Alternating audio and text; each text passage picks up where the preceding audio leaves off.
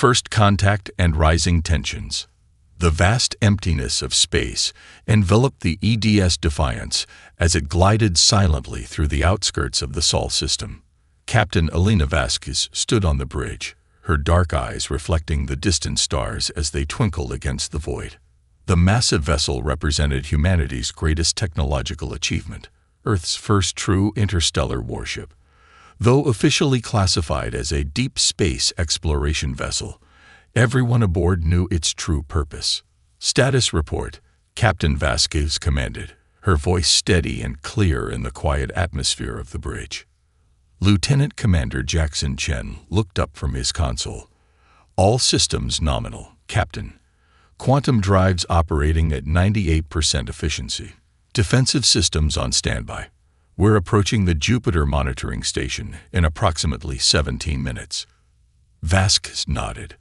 The Defiance was unprecedented in human history, a testament to the unified efforts of Earth's nations after decades of political strife. The ship stretched nearly 1 kilometer in length, its sleek dark hull absorbing rather than reflecting light, making it appear like a moving shadow against the stars. What made the vessel truly remarkable wasn't its size, but what lay beneath its unassuming exterior. Captain, the communications officer, Ensign Amara Okafor, called out suddenly. We're detecting unusual radiation signatures at the edge of our sensor range. Pattern doesn't match anything in our database. The bridge fell silent as tension rippled through the crew. This was supposed to be a routine shakedown cruise, the final test before the Defiance officially joined Earth's nascent defense fleet. Put it on screen, Vasquez ordered, straightening her uniform jacket. The main view screen flickered to life, displaying what at first appeared to be a distortion in space, a wavering, lens-like effect that bent the light of distant stars. Then, as if emerging from nowhere, shapes began to materialize. First one, then 3, then 7 vessels of alien design, their hulls organic and flowing like liquid metal frozen in time. My God, Chief Engineer Dmitry Sokolov whispered from his station. Those are ships. The alien vessels were smaller than the Defiance, but moved with unnatural precision, arranging themselves in a perfect formation. Their hulls shimmered with iridescent patterns that seemed to pulse like heartbeats. Shields up. Bring weapons systems to standby, Vasquez ordered calmly. Lieutenant Rivera, alert Earth Defense Command. Ensign Okafor, open all communication channels. The bridge crew responded with practiced efficiency, though the tension in the air was palpable. Humanity had long wondered if they were alone in the universe. Now, on the first extended voyage of their most advanced vessel, they had their answer. Unknown vessels, this is Captain Elena Vasquez of the Earth Deep Space Vessel Defiance. We are on a peaceful mission within our home system. Please identify yourselves. For several long moments, there was nothing but silence. Then, the view screen flickered, and an image appeared of a being unlike anything the crew had ever seen. Its body appeared vaguely humanoid, but with translucent skin revealing swirling patterns of luminescent fluids beneath. Multiple sets of eyes, some large, some small, studded its elongated face, and where a mouth should be, there was only a cluster of small, undulating tendrils. We are the Voidborn Collective, the being spoke, its voice resonating through the bridge speakers with an unsettling harmony of multiple tones speaking as one. Your presence has been noted. Your technological advancement is unexpected.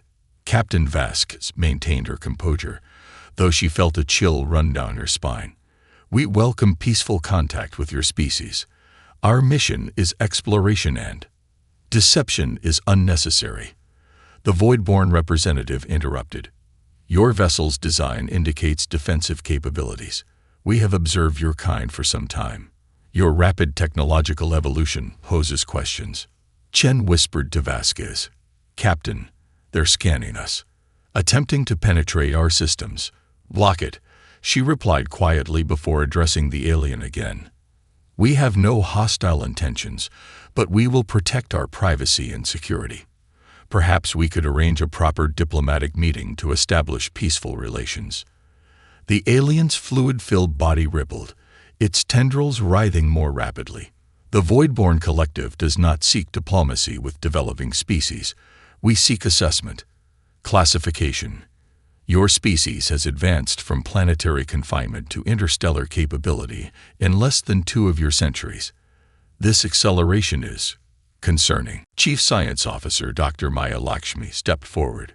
Captain, I'm detecting unusual energy buildups in their vessels. I don't think this is just a first contact scenario. Vasquez nodded almost imperceptibly. Our advancement comes from our diversity and creativity. We would value learning from your civilization as well.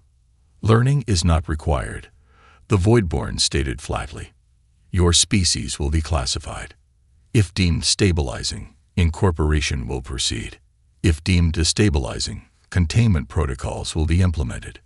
The implications were clear, and Vasquez's diplomatic expression hardened. I believe there's been a misunderstanding. Earth and humanity are sovereign.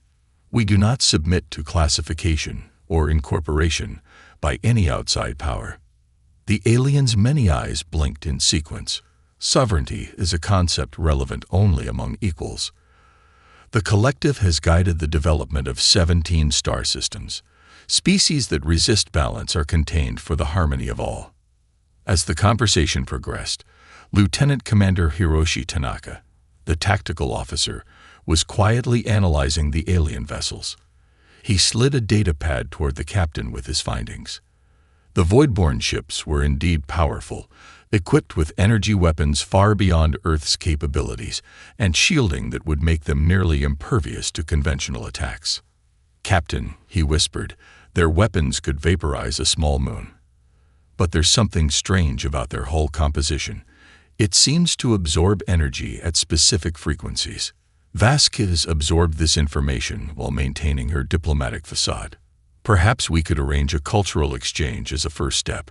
Surely understanding precedes classification. Understanding is complete, the Voidborn responded.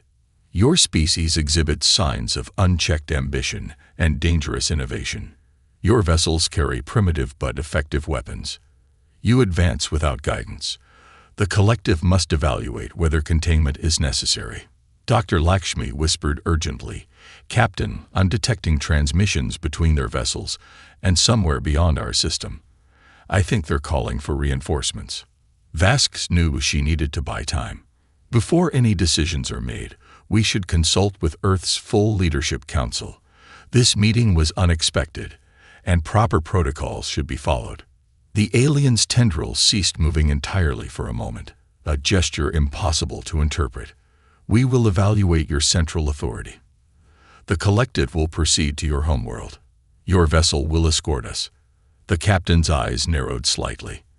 I'm afraid that's not possible without proper arrangements.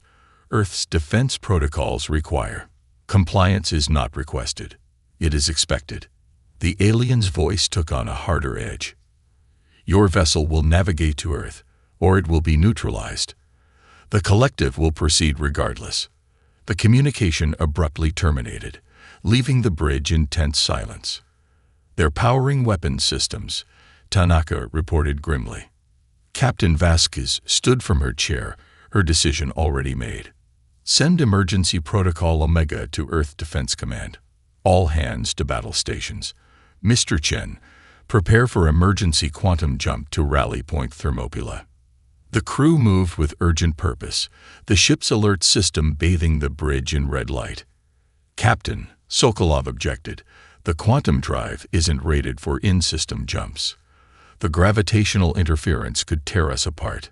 It's a calculated risk, Chief, Vasquez replied. If those ships reach Earth before we can prepare, there won't be much left to defend.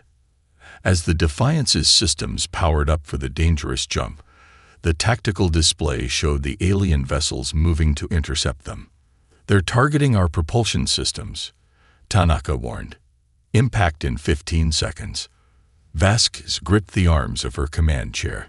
Execute jump now.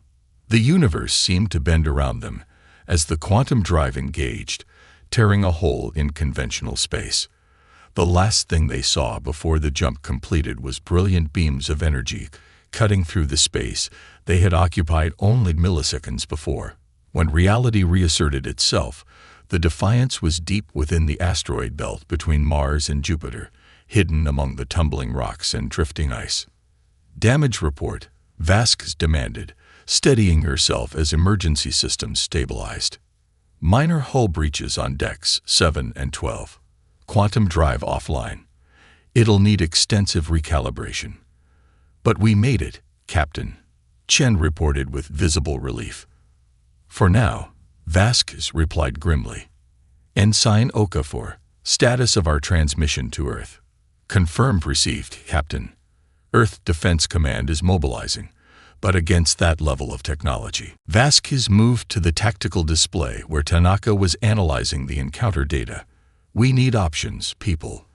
The Voidborn Collective clearly intends to either subjugate or contain humanity.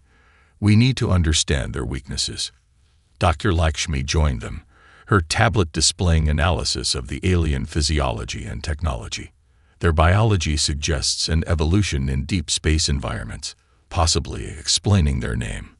Their technology appears to be based on energy manipulation rather than physical mechanics, which might explain why they seem dismissive of our primitive systems, Sokolov added. "They're expecting energy weapons, phasers, lasers, plasma cannons, things they can defend against." A thoughtful expression crossed Tanaka's face. "What about Project Hammerfall?" Vasquez looked at him sharply. "That's still theoretical. We haven't even tested the prototypes." "With respect, Captain, that's not entirely accurate," Chief Engineer Sokolov interjected. "The Defiance was designed with Hammerfall integration in mind. The systems are installed, just not activated." The captain stared at her chief engineer. "You installed untested, theoretical weapons on my ship without authorization." Sokolov had the grace to look abashed. "Joint Chief's authorization, Captain. Need-to-know basis. I needed to know. You didn't, until now." Vasquez took a deep breath, controlling her frustration. "Explain Hammerfall. Quickly." Dr. Lakshmi pulled up the schematics.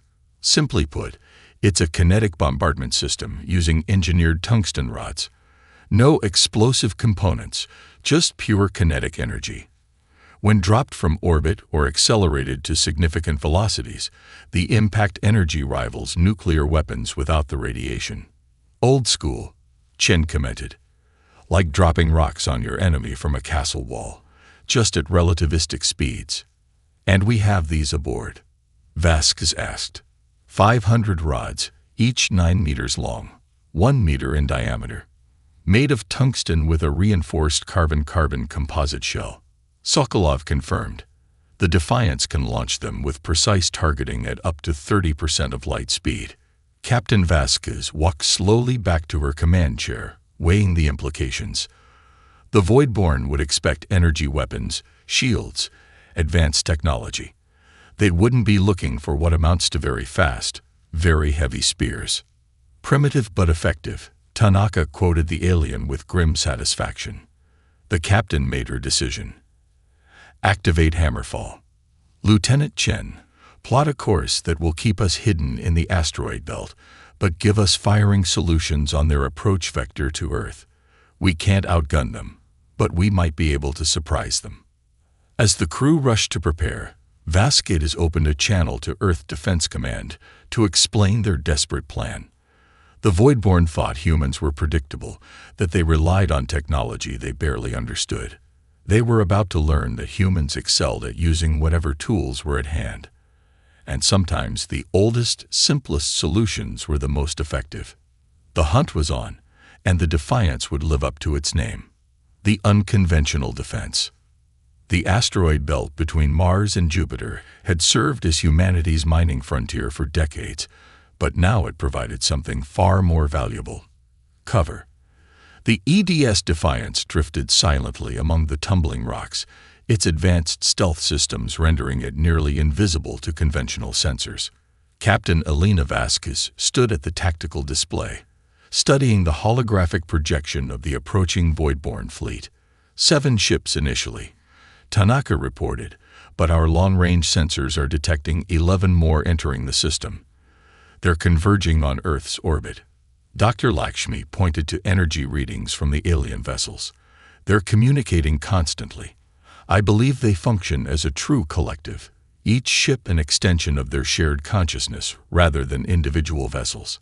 Which means they'll coordinate perfectly, Vask has noted, but might also share vulnerabilities. Any progress on the Hammerfall systems? Chief Engineer Sokolov nodded, his face illuminated by the blue glow of his engineering console. The launching mechanisms are operational. We've run 3 simulations. If the targeting calculations are correct, we can deploy with 94% accuracy. That leaves 6% uncertainty with untested weapons against an overwhelmingly superior force, Chen observed dryly. I like those odds. Despite the grim situation, a few nervous chuckles broke the tension on the bridge. Humans had always relied on gallows humor in desperate times. Earth Defense Command reports all available vessels are mobilizing. Ensign Okafor announced.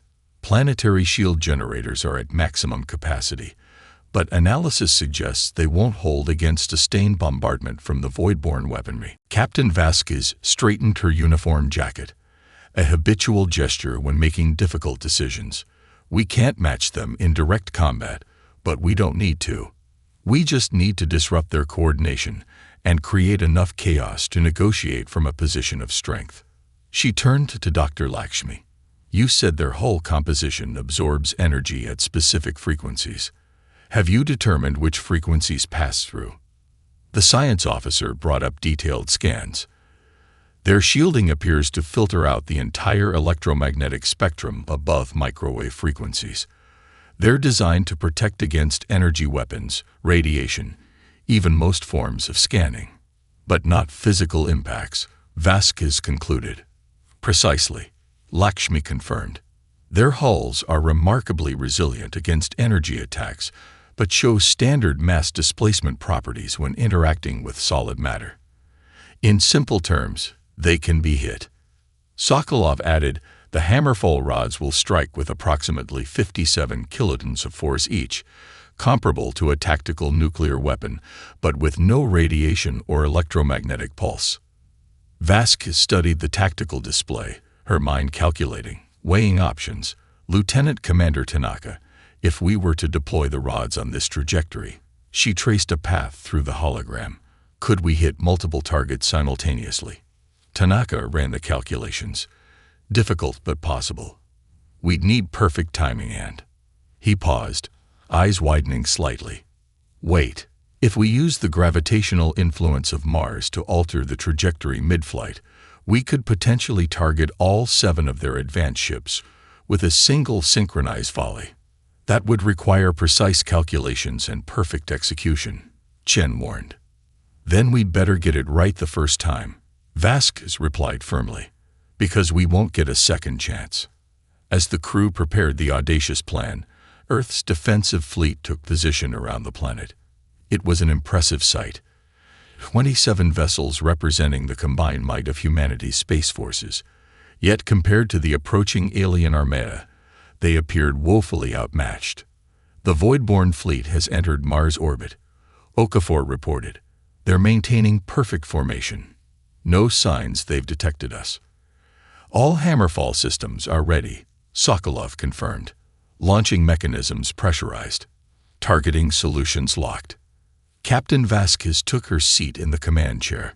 Send coded transmission to Earth Defense Command. Operation Falling Star commences in 3 minutes. All ships to maintain defensive posture only until our strike confirms effectiveness. The bridge fell silent as the countdown began. The Defiance's position among the asteroids had been carefully calculated, invisible to the void-borne sensors, but with a clear launching vector for the kinetic rods. 30 seconds, Chen announced quietly. Vasquez felt the weight of humanity's future on her shoulders. If this failed, Earth would face subjugation or worse. The Voidborn clearly believed in their right to determine which species deserved freedom and which required containment. 10 seconds. 5, 3, 2, 1. Launch. The Defiance shuddered slightly as the first volley of 20 hammerfall rods launched from concealed bays along its hull. Each massive tungsten projectile was initially propelled by electromagnetic accelerators before onboard guidance systems activated, sending them on precisely calculated trajectories toward Mars. First stage separation confirmed, Tanaka reported as the rod's booster sections detached, leaving the dense tungsten penetrators racing toward their targets. Gravitational slingshot in 30 seconds. On the tactical display, the tiny dots representing the hammerfall rods curved gracefully around the red planet, using its gravity to accelerate further and alter their course. The maneuver also disguised their origin, making them appear to come from deeper in the solar system rather than from the Defiance's position. The Voidborn are detecting something, Okafor warned. Their communication patterns just spiked. Too late, Tanaka replied with grim satisfaction. Impact in 10 seconds. The bridge crew watched in tense silence as the rods, now traveling at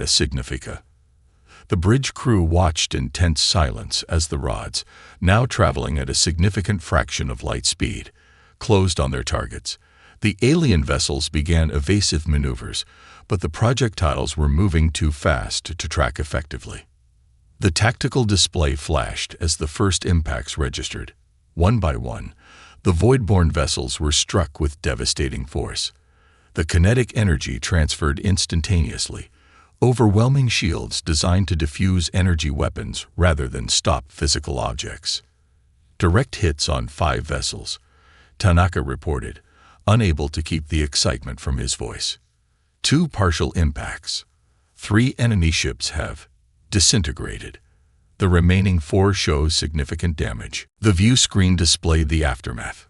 Where moments before there had been 7 perfectly positioned alien ships, now there was chaos.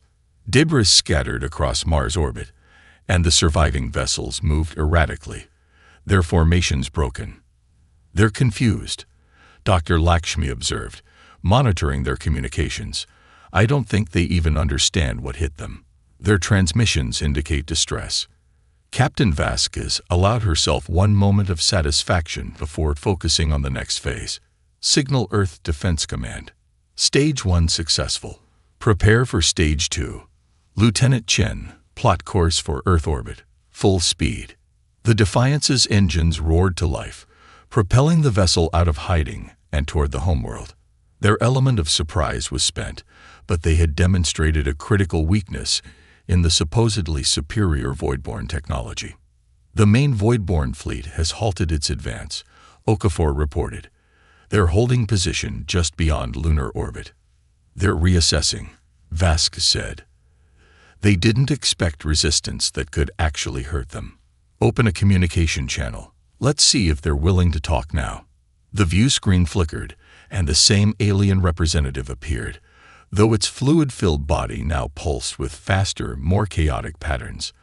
The cluster of tendrils around its mouth region writhed agitatedly. Your attack was unanticipated, the Voidborn stated, its harmonious voice now discordant. Primitive kinetic weapons should not have penetrated our defenses. Sometimes the oldest solutions are the most effective, Vasquez replied calmly. The Voidborn Collective has encountered 17 civilizations, but humanity is unlike any you've faced before. We don't rely solely on advanced technology. We use whatever works. The alien's multiple eyes blinked in disjointed sequence. Your species employs chaos as strategy. This is disturbing. We call it adaptability, Vasquez corrected.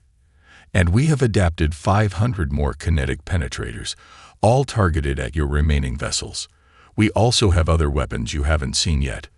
This was a bluff. The Defiance had expended a significant portion of its hammerfall arsenal in the first strike, but the captain kept her expression confident. Additionally, she continued, Earth's surface now has 2,000 ground-based launchers with similar capabilities. If the collective attempts to approach our world, the losses will be substantial. The alien was silent for several moments, its body rippling with internal communication. The collective must reconsider classification parameters. Your species employs technology we deemed obsolete centuries ago, yet you have weaponized it effectively. Dr. Lakshmi whispered to Vasquez. They're genuinely confused. Their entire strategy of conquest relies on technological superiority. They don't know how to respond when primitive weapons prove effective.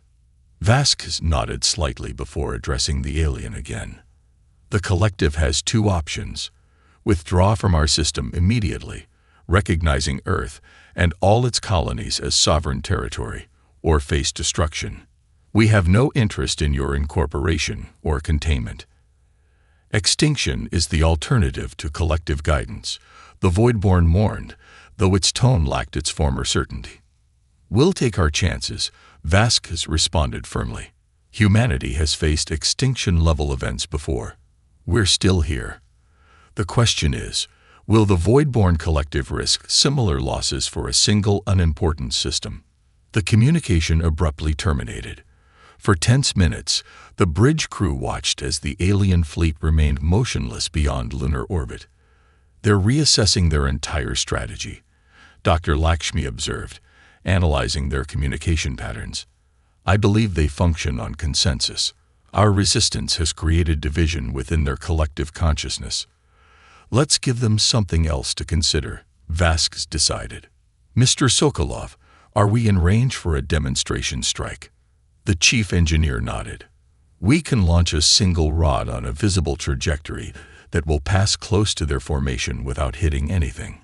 Show them what we could do without actually doing it. Make it happen, the captain ordered. Moments later, a single hammerfall rod launched from the Defiance, its propulsion systems deliberately overcharged to create a visible plasma trail as it accelerated toward the Voidborn fleet before deliberately veering away at the last moment. The message was clear. We could have hit you, but chose not to.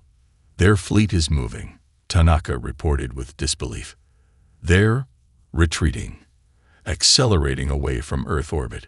The bridge erupted in cheers as the tactical display confirmed the alien withdrawal.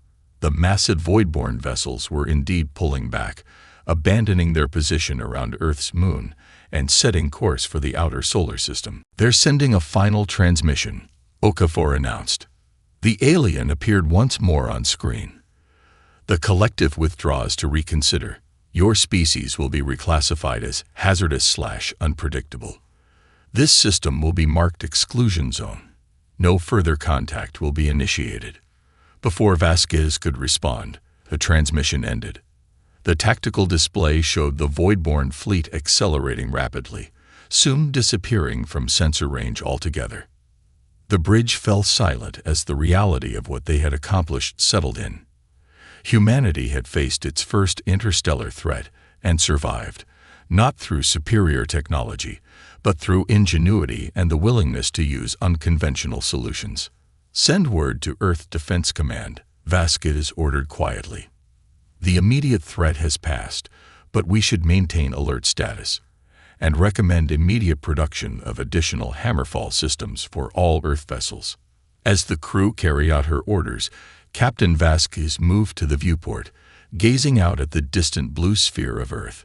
The Voidborn had been right about one thing. Humanity was advancing rapidly, perhaps too rapidly for their own safety. They had drawn attention before they were truly ready for the dangers of the wider galaxy. Captain, Dr. Lakshmi approached, holding a datapad. Preliminary analysis suggests the Voidborn will honor their withdrawal. Their psychology appears to function on absolute consensus, and our unpredictability disrupts their decision-making process. So they're afraid of us, Vasquez concluded. In a manner of speaking, the science officer agreed. They cannot categorize us within their existing framework. We use advanced technology alongside primitive solutions. We function as individuals but coordinate collectively when needed. We've demonstrated both restraint and willingness to use lethal force.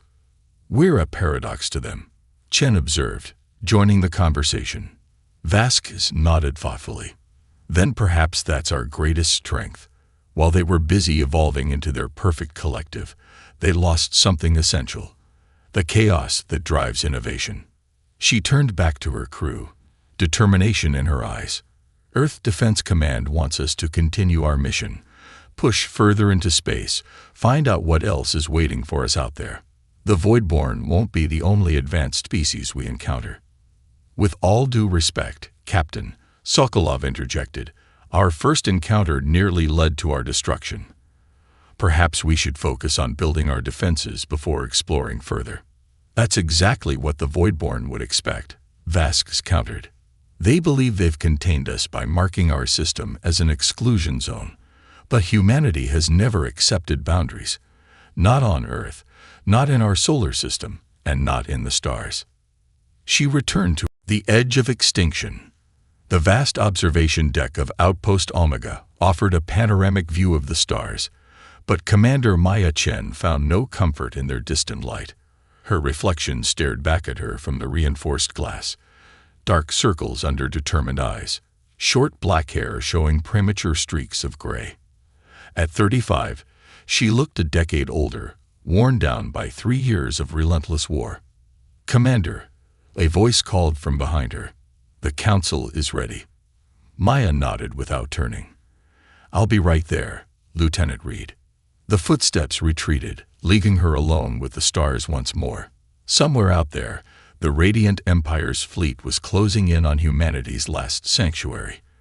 Outpost Omega, hidden in an unremarkable asteroid belt at the edge of what was once human space, housed the pitiful remains of Earth's military command and the last 50,000 civilian refugees.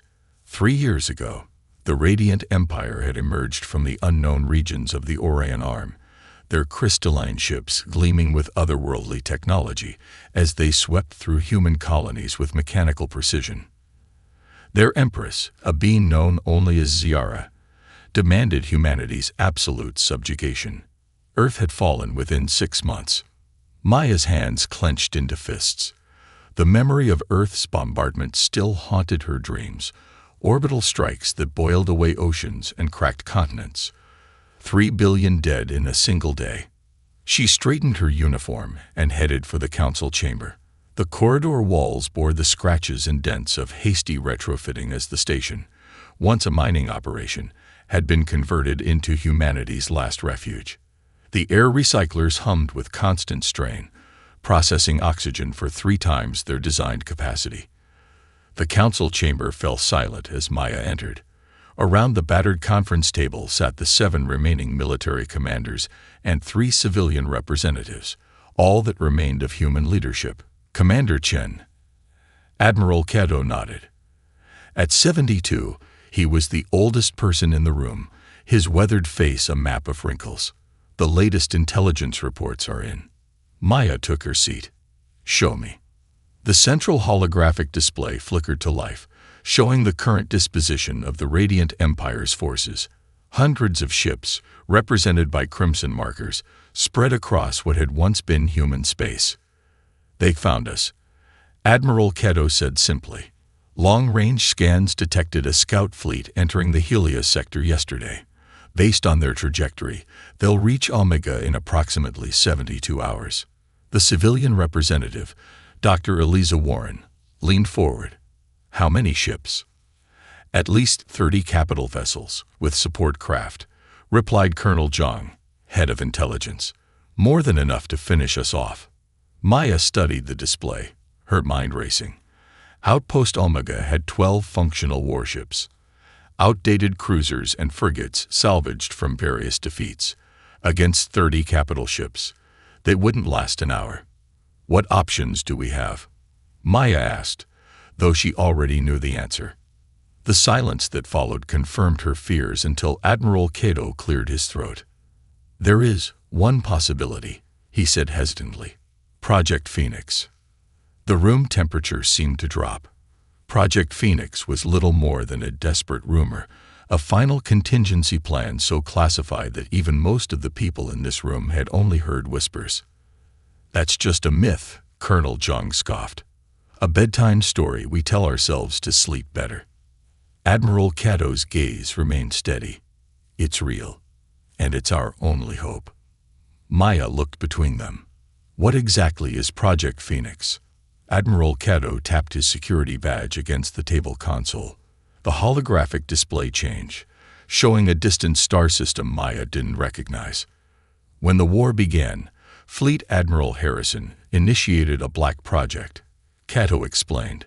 He diverted resources, ships, and personnel to a hidden location beyond the edge of chartered space. The goal was to build a reserve fleet that would remain unknown to the enemy. That's impossible, Colonel Zhang protested. The resources required were substantial, Cato agreed. But Harrison was persuasive. 20% of Earth's shipyards were secretly relocated before the fall. They've been working continuously for 3 years. Maya leaned forward, and they built. What exactly? Cato's fingers danced across the console again. The display zoomed in on what appeared to be massive construction facilities orbiting a gas giant. 200 supercarriers, Cato said, his voice barely above a whisper, each carrying enough firepower to match 5 of our standard battle cruisers, with advanced shield technology reverse-engineered from captured Radiant vessels. The room erupted in disbelief.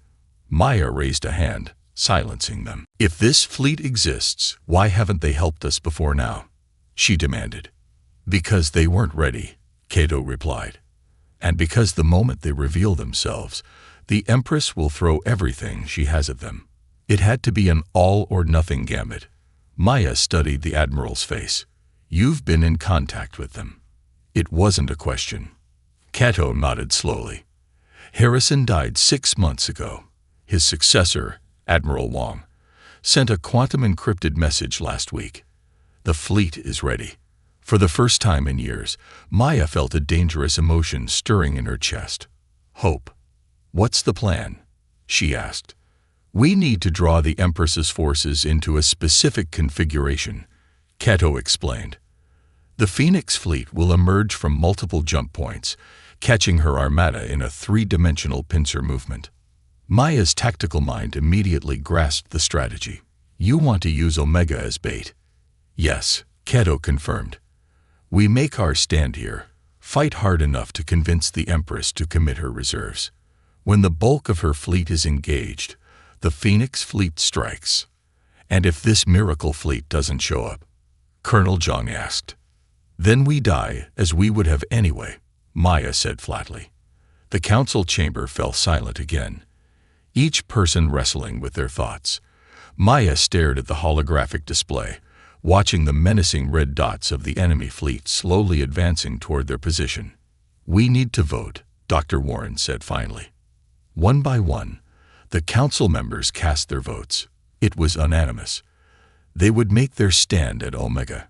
As the meeting adjourned, Maya remained behind, studying the star map. Admiral Cato approached, his steps slow and measured. There's something else you should know, Commander, he said quietly. Admiral Wong requested specifically that you coordinate the defense of Omega. He said Harrison always spoke highly of your tactical abilities. Maya looked up, surprised. She had met Fleet Admiral Harrison only once, briefly, before the fall of Earth. I'll do my best, she promised. You'll need this. Cato handed her a small quantum communicator, direct line to the Phoenix fleet. The encryption changes every 30 seconds. Maya accepted the device, feeling its weight in her palm. Get some rest, Commander, Cato advised. The next 72 hours will determine the fate of our species. The Radiant Empire's advance fleet arrived in 58 hours, not 72. Maya stood on the bridge of the UES Defiant, Omega's largest remaining warship, as the sensors picked up the first quantum signatures of enemy vessels tearing holes in reality as they dropped out of faster-than-light travel. 37 ships detected, reported Lieutenant Sonia Reed, her fingers flying over the tactical console. Configuration matches Colonel Zhang's intelligence. Maya nodded, strapping herself into the command chair. Around her, the bridge crew worked with quiet efficiency, each person aware that these might be humanity's final hours. All vessels report ready, Commander, Communications Officer Parker announced. Civilian evacuation to the emergency shelters is complete. Very good, Maya replied. Begin jamming protocols and deploy the minefield. The Defiant shuddered slightly as its electronic warfare suite powered up, flooding local space with interference designed to disrupt the enemy's targeting systems. Beyond the viewport, hundreds of stealth mines activated, their propulsion systems pushing them toward predetermined coordinates. Enemy fleet is forming up, Reed reported. They're launching fighter screens. Maya studied the tactical display. The enemy formation was precisely as expected. A classic envelopment pattern designed to surround the station and cut off any escape routes. They're being cautious, Maya observed. They don't know our exact strength. She tapped her command console. All ships, maintain position behind the asteroid screen. Hold fire until they commit to the approach. The minutes ticked by with excruciating slowness. The radiant ships advanced methodically, their crystalline hulls refracting starlight in hypnotic patterns. Their fighter craft, sleek, dart-like vessels, probed forward, searching for hidden threats.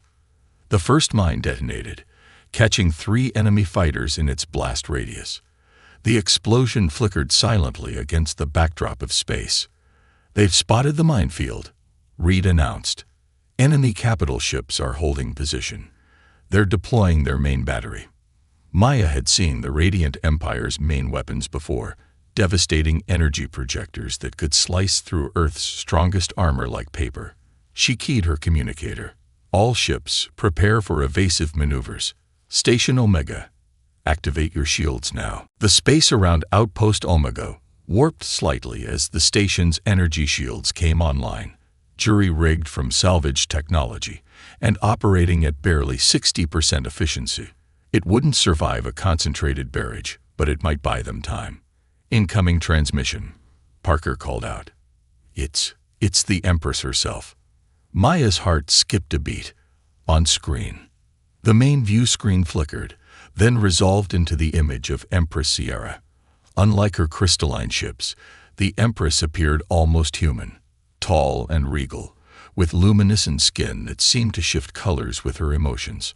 Only her eyes betrayed her alien nature, entirely black, with pinpricks of light like distant stars. "Commander Chen," the Empress spoke, her voice melodious, despite the underlying menace. "I'm pleased to finally meet the architect of so many inconveniences." Maya kept her expression neutral. "Empress Sierra, I've come to offer you terms," Zira continued. "Surrender Outpost Omega and all remaining human vessels. In exchange, I will spare the lives of your civilian population. They will be granted protectorate status within the Radiant Empire." "Like the protectorate status you granted Earth?" Maya asked coldly. Ziara's skin rippled with colors. Anger, perhaps, or amusement. Earth's resistance necessitated a demonstration. It was regrettable but required. Maya's fingers gripped the armrests of her command chair. "We both know you're going to attack regardless of what I say. So let me be clear. Humanity will never surrender to you." Ziara studied her for a long moment. Such defiance, even at the end. "Your species is fascinating in its stubbornness." She made a gesture to someone off-screen. "You have 1 hour to reconsider. After that, I will erase what remains of humanity from the galaxy." The transmission cut off. 1 hour, Lieutenant Reed said quietly. "Why wait?" "She wants us to suffer," Maya replied. "To contemplate our doom." She stood up, addressing the bridge crew. "But we're going to use that hour. Send the signal to Admiral Wong. It's time for Phoenix to rise." The counter-strike. The hour passed with agonizing slowness. On the bridge of the UES Defiant, Commander Maya Chen watched the tactical display as the Radiant Empire's fleet methodically arranged itself into attack formation. The enemy vessels formed a 3-layered sphere around Outpost Omega, their crystalline hulls glittering against the blackness of space. Enemy weapon systems powering up. Lieutenant Reed reported, her voice steady despite the fear evident in her eyes. "They'll be in optimal firing range in 3 minutes." Maya nodded, her gaze shifting to the quantum communicator in her hand. There had been only one brief message from Admiral Wong. "Phoenix is in flight. Hold the line. All ships, final positions," Maya ordered, Prepare for defensive fire pattern Omega-6. The 12 remaining human vessels moved into their assigned positions, a desperate formation designed to shield the station's most vulnerable sections. They were hopelessly outgunned, but every minute they could delay the enemy would give the Phoenix fleet more time to arrive, if it existed at all. 1 minute to optimal firing range, Reed announced. Maya took a deep breath. All batteries, target the lead vessels. Fire on my command. The bridge fell silent save for the soft beeping of consoles and the hum of the ship's systems. Through the viewport, Maya could see the radiant vessels advancing, their weapon ports glowing with gathering energy. 30 seconds. Maya's hand hovered over the fire control. Stand by tow. Commander, the sensor officer interrupted, his voice rising with excitement. I'm detecting quantum disruptions, multiple signatures at the edge of the system. Maya's heart leaped. Location. Grid coordinates 227 by 184, 315 by 092, 147 by 263. He looked up, eyes wide. They're everywhere, Commander. Surrounding the enemy fleet. The tactical display suddenly blossomed with new contacts. Dozens, then hundreds of signatures emerging from faster-than-light travel at strategic points throughout the system. Maya watched in stunned silence as the newcomers resolved into massive warships unlike any human vessel she had ever seen. The Phoenix fleet had arrived. Incoming transmission from the IHS Resurrection, Communications Officer Parker announced. Admiral Wong is requesting to speak with you. Maya nodded, her throat tight. Put him through. The view screen shifted to show a stern-faced Asian man in his 60s, wearing a uniform adorned with 5 stars. Behind him, Maya glimpsed a bridge far more advanced than her own. Commander Chin, Admiral Wong nodded. Sorry we cut it so close. Jump calculations took longer than expected. You're right on time, Admiral, Maya replied, unable to keep a smile from her face. Your arrival is most welcome. We detected the enemy formation, Wong said. They've committed their forces exactly as we hoped. My fleet is moving into position now. He paused. Get your people clear, Commander. We'll handle it from here. Before Maya could respond, the view screen shifted again, this time showing Empress Sierra. The alien ruler's luminescent skin had darkened to a stormy gray. Her star-filled eyes narrowed to slits. What trickery is this? She demanded. Where did these ships come from? Maya allowed herself a moment of satisfaction. You thought you'd destroyed us, Empress. But humanity isn't so easily erased. Impossible, Sierra hissed. We tracked every shipyard, every military installation. There was nothing left. You missed one, Maya replied simply. A fatal oversight. The Empress's skin rippled with dark colors. It changes nothing. My forces still outnumber yours. Count again, Maya suggested. As if on cue, more quantum disruptions tore open the fabric of spacetime. The second wave of the Phoenix fleet arrived.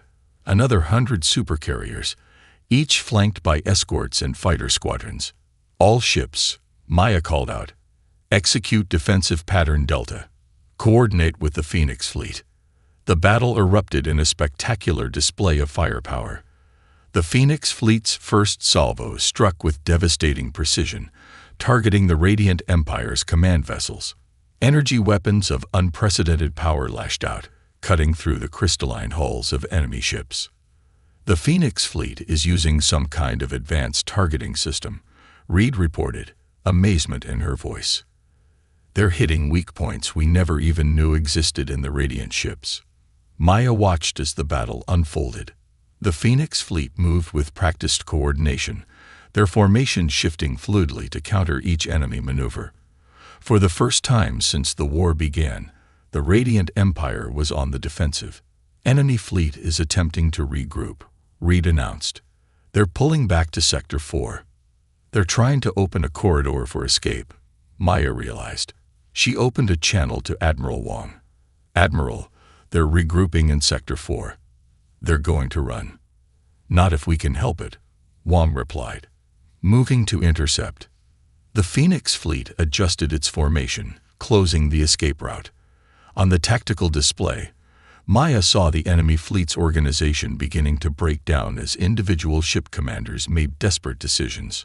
The Empress's flagship is moving, Reed reported suddenly. It's heading directly for us. Maya's eyes narrowed as she studied the tactical data. The massive Radiant flagship, nearly 3 times the size of the Defiant, had broken formation and was accelerating toward Outpost Omega, weapons charging.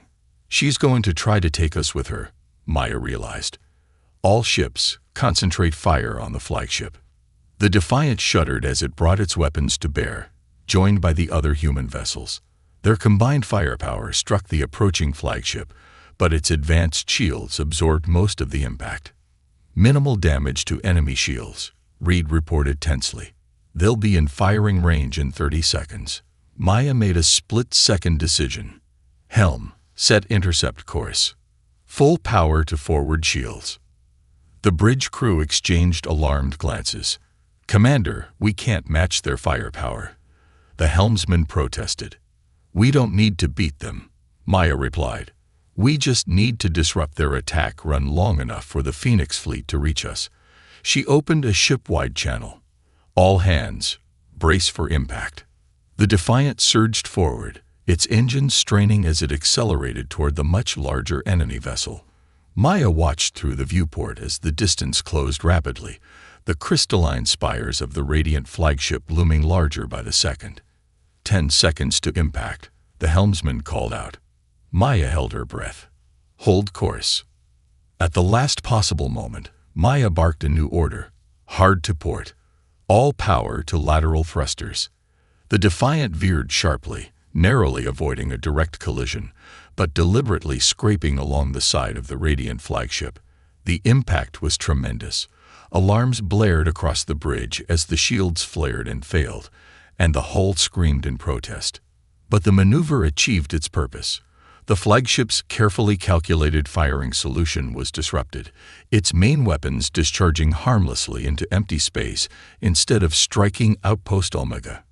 Direct hit on their primary weapon array. Reed called out, her voice rising with excitement. They're venting atmosphere from multiple decks. The Defiant tumbled away from the enemy vessel, its systems damaged but intact. Through the shattered viewport, Maya saw 3 Phoenix fleet carriers converging on the Radiant flagship, their weapons charging. Empress Sierra is hailing us again, Parker announced. Maya straightened in her chair, ignoring the blood trickling from a cut on her forehead. Put her through. Sierra appeared on screen, her surroundings chaotic as officers rushed about behind her. Her luminescent skin had darkened to an almost black shade, with flashes of deep red pulsing beneath the surface. This isn't over, human, she snarled. You've won a battle, nothing more. The Radiant Empire spans 1,000 worlds. We will rebuild our fleets in return.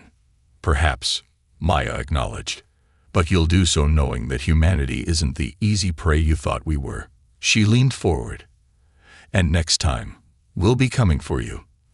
The Empress's expression shifted, a flicker of something, respect, perhaps, or fear, crossing her alien features before the transmission abruptly cut off. Her flagship is jumping out, Reed reported. Emergency FTL activation. They're gone. Across the battlefield, the remaining Radiant ships were following their Empress's example, jumping to faster-than-light travel in a desperate bid to escape. The Phoenix fleet gave chase, picking off stragglers and damaged vessels. We've done it, Lieutenant Reed whispered, disbelief evident in her voice. We actually won. Maya nodded slowly, allowing herself to feel the full weight of what they had achieved. It wasn't just a victory, it was a turning point. For the first time in 3 years, humanity had hope. The quantum communicator in her hand chimed. Admiral Wong's face appeared on the small screen. Commander Chen, he said, a rare smile crossing his features. The day is ours. The enemy fleet is in full retreat. Casualties? Maya asked. 23 Phoenix vessels lost. Another 45 damage, Wang reported. But we destroyed or captured over 200 enemy ships.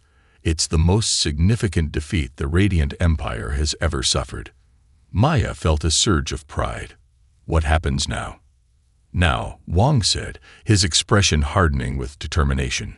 We take the fight to them. The Phoenix fleet was built not just for defense, but for reclamation. It's time to take back what's ours. As the Admiral spoke, Maya gazed out at the stars beyond the viewport. Somewhere out there were the lost colonies of humanity, worlds conquered and occupied by the Radiant Empire, worlds that now had a chance for liberation. The war wasn't over, it was just beginning. But for the first time, humanity was no longer fighting for survival. They were fighting for victory. And the Empress had learned a costly lesson. Never underestimate the resilience, ingenuity, and determination of the human spirit. As the Phoenix fleet regrouped around Outpost Omega, Maya Chen allowed herself to imagine a future where humanity reclaimed its place among the stars, not as conquered subjects of the Radiant Empire, but as architects of their own destiny. The battle was won. The war continued. But now, humanity fought with hope.